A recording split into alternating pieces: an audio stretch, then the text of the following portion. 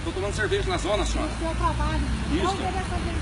Desculpa, cadê o endereço pra senhora? Não, eu não dou endereço pra senhora. Eu não dou endereço pra senhora. Eu te perguntei A senhora sabe onde é o batalhão? Não. Ela sabe onde é o batalhão? Identifique quem que é a senhora primeiro. Identifique quem que é a senhora primeiro. Sim.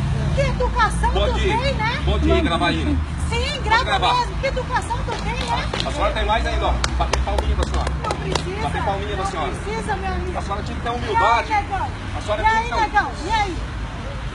A senhora tá presa. A Presa? senhora tá presa. Pode prender. Ó, vocês, todo mundo Gente. viu me chamar. Vai! Tá certo, tá certo. Abre aqui, abre aí.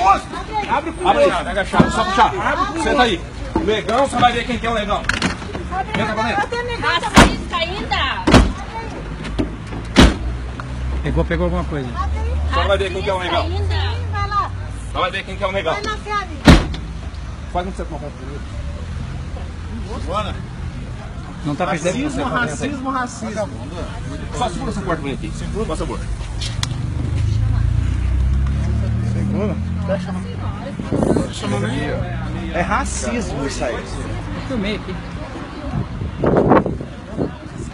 Encaminha uma PF pra mim aí. A mãe do menino aí chegou aqui. Negão. Quem que tem o menino lá? Racismo! Vai, puxa. Sou mesmo. Puxa a pé. Sou. Joga pau. Sou sim. Vagabundo faz tudo que faz, só quer defender ainda. Eu te conheço, cara. Fala aí na minha cara, ô vacilão. Fala aí na minha cara, ô vacilão. Mas é verdade. Fala na minha cara. A senhora só tá se complicando. Fala Quer na se complicar minha mais? cara, ô vacilão. Ela tá errada. Meu filho é trabalhador, vacilão.